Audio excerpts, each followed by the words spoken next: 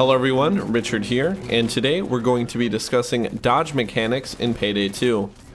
If you haven't seen my previous video on health and armor, I would highly suggest watching it, as many of the concepts we discuss in this video will build off of it.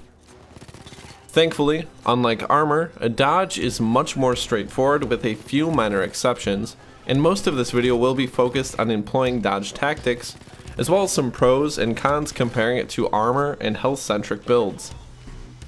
So, first things first, what is dodge? In simple terms, dodge is essentially a replacement to builds that rely on large amounts of health and or armor to mitigate damage.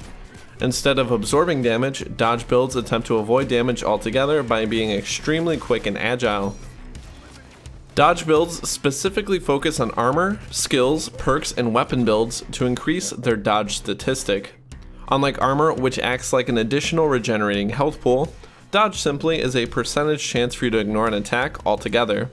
So, a base dodge level of 15 means that every attack made against you that would hit has a 15% chance to be ignored entirely, excluding any modifiers from skills.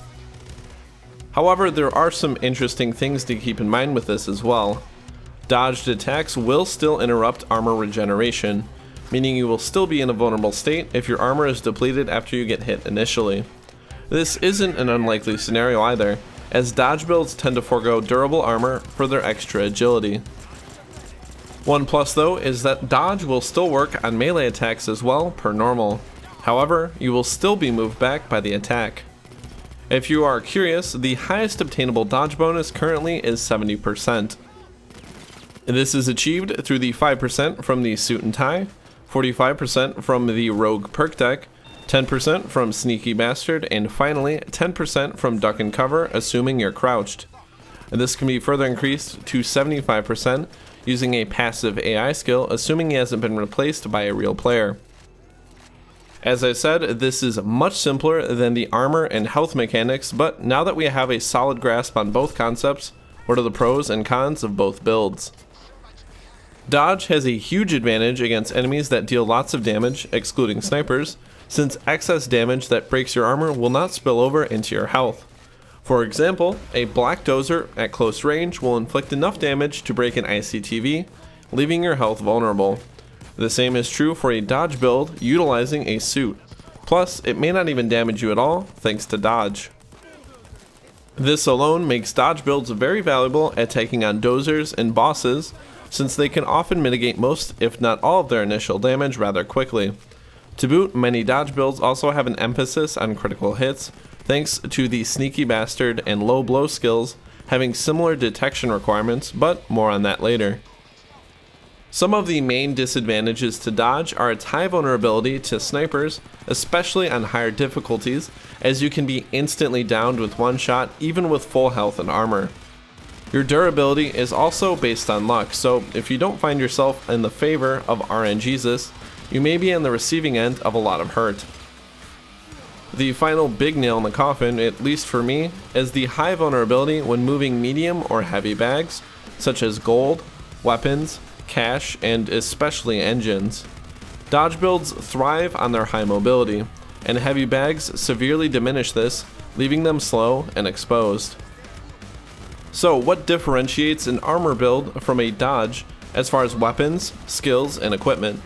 Well, as I previously mentioned, the most common armor type for a dodge build is the two-piece suit. However, some builds use ballistic vests thanks to the Crook perk deck, but overall these are considered to be less competitive. Skills consistently focus on gaining high concealment and increasing dodge as much as possible. Sneaky Bastard combines the two trends by increasing dodge the lower your detection rating is. Low blow is also picked alongside this as well, since it requires a low concealment to increase the likelihood of scoring critical hits. Mobility is also a very common skill trend amongst dodge builds, with the Rogue or Crook perk deck to boot. First aid kits or doctor bags plus Inspire Ace work well in conjunction with dodge builds, as they can quickly inspire down teammates, even ones far across the map or surrounded by dozens of police. First aid kits also help the dodge player as well, since they may dip into their health pool when their luck runs short. For weapons, generally there is a high emphasis on getting high concealment weapons, as they will lower your detection rating and make low blow and sneaky bastard more effective. Pistols and submachine guns are popular for this, but there are a lot of oddball weapons that can get reasonable concealment, such as the Gallant rifle. Suppressors are also a common trend, as the addition of these plus the optical illusions ace skill can add an easy point of concealment. Overall, the gold standard is a detection level of 4, since you'll gain the maximum dodge and critical hit bonuses at this level without having to ace low blow or sneaky bastard, since detection level 5 isn't technically obtainable. Looking at dodge in its totality, I think it offers a lot of unique advantages that armor builds severely lack. While they may perform inconsistently, their quick takedowns, ability to tank high damage enemies, and high mobility give them a welcome home in any team, and I would say are almost essential for higher level play. If you're curious on some builds for using dodge, check out some of my weapon guides, as many of them feature builds with an emphasis on dodge. If you have a favorite dodge build, feel free to leave it in the comment section below, but until next time, happy hunting.